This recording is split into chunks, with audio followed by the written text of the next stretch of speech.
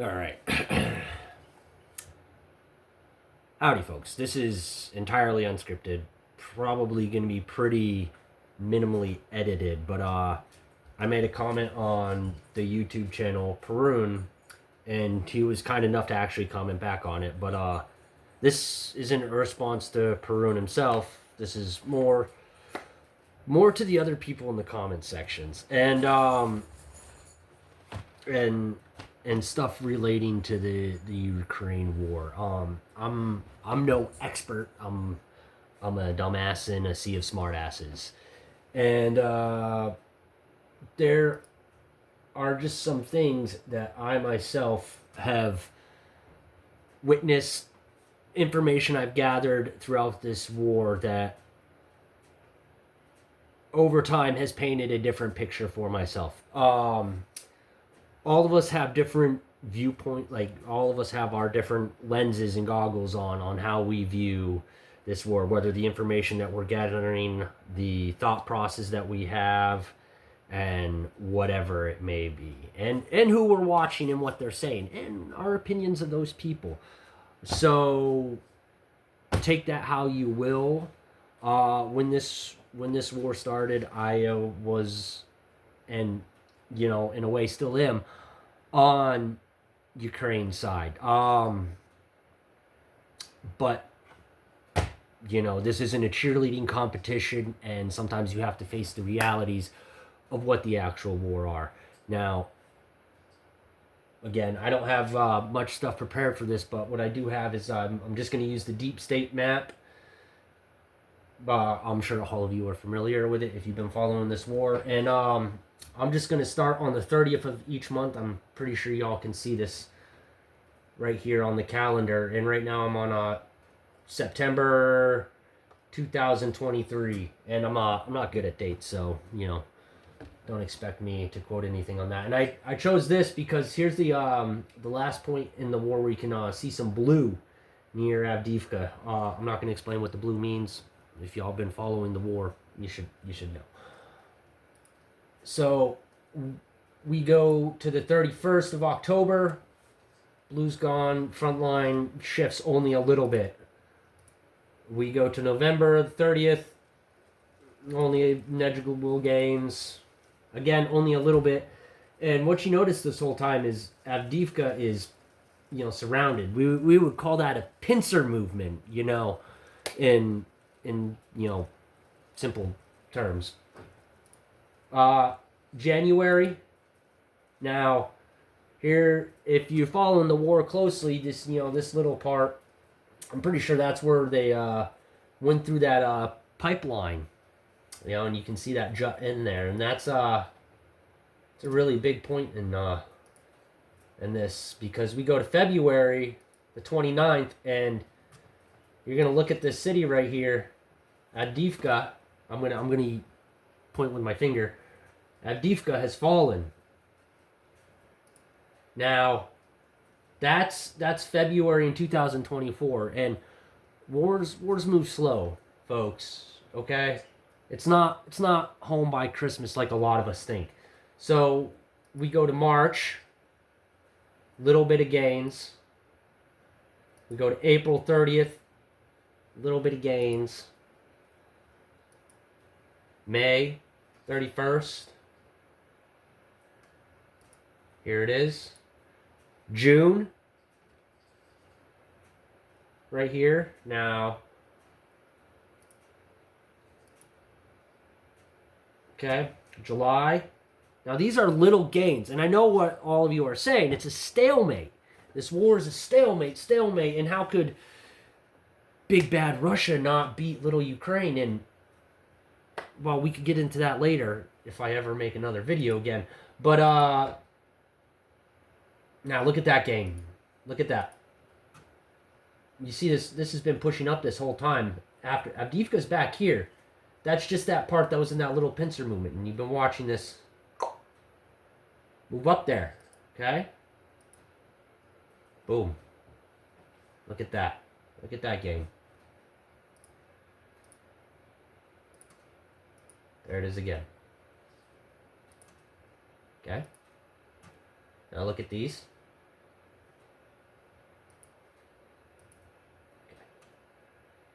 Let's I forgot about this. Let me see. Not edited. Or not scripted, right? Okay, so Vuladar right here. I want you to pay attention to that right here. Okay?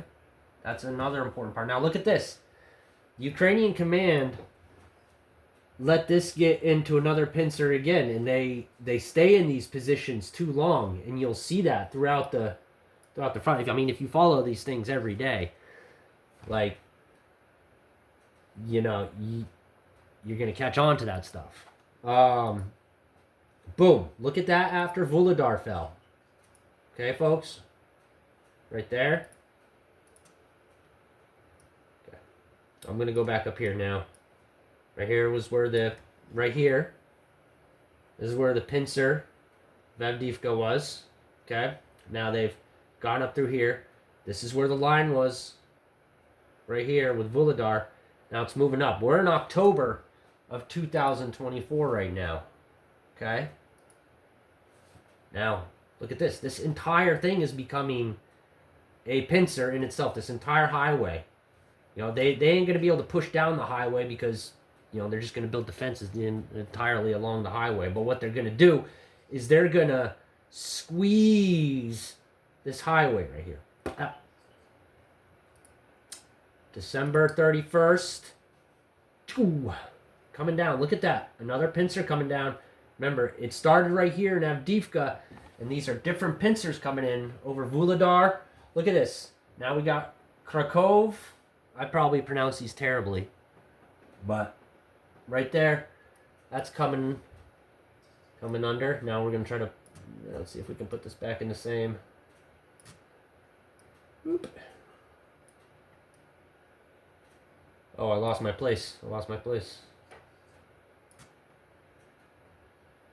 Yeah, Avdiivka right there. Okay. There's Vuladar. Okay, so Avdiivka. Vuladar, why does it disappear? Okay. It changes so much. Now, let's move to January 31st of this year, 2025. Yeah. Look at those. Boom. Comes up here. That. Now, we're going to just jump 15 days ahead to the 15th, which is the 16th as I'm making this. Boom. Right here. Now, there's a little bit of blue pushing in right here. Maybe the Ukrainians are doing some counterattacks, but we'll see. Now, this war has changed from where it once stood. Again, I'm no military expert, but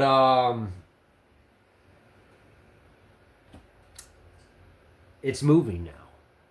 As you can see, it has gone from what is a stalemate for years. We did see that. The war was at a stalemate at one point.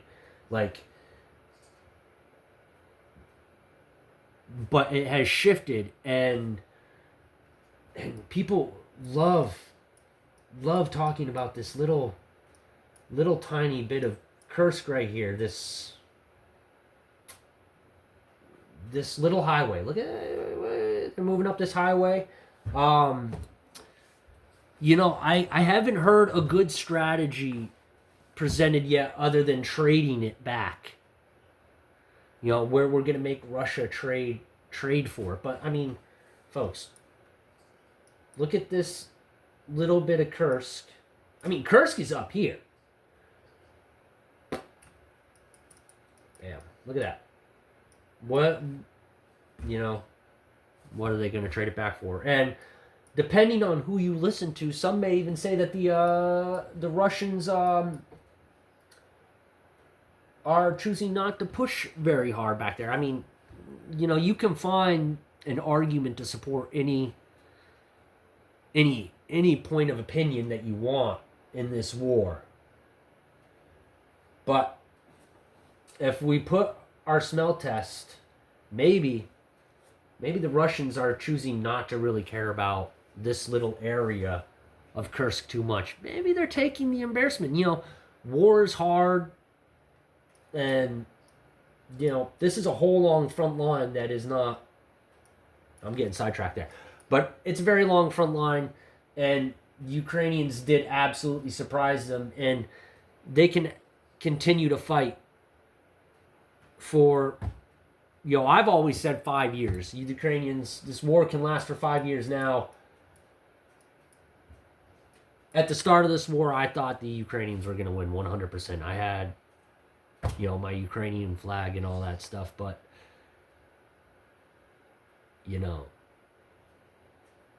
the realities of war should start to sink into some of you.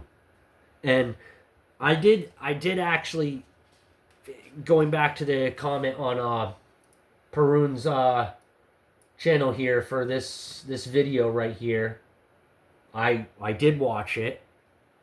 If you're watching this, Perun, I said I wasn't gonna watch it. I was gonna wait until the Ukrainian video came out because I simply wanted to see how you presented the Ukrainian side first, and I think I made that clear in my my statement. But if you don't believe what I said, I took some notes. I'm not a note taker, but I took a little bit of notes, guys, on Perun's video, so I could go to it. But Perun mentions that at the start of the war, the Russians started with lack of infantry, and it was a bunch of armor heavy. It's a very armor heavy push, and that is absolutely true, and I don't dispute that at all. And this war has evolved in that it has gone from those massive armored pushes to more infantry tactics, and depending on, people make fun of the Russians for riding in on dirt bikes, but it's actually kind of a smart tactic. Decreases pressure on the ground. Electronic bikes are silent. It's kind of like the return of the cavalry, and especially if you got artillery and drones buzzing overhead to keep enemy heads down. Drones are far more impactful than artillery, and they can keep troops in foxholes a whole lot more. So this war has shifted, and also at 57 minutes and 55 seconds, Perun says that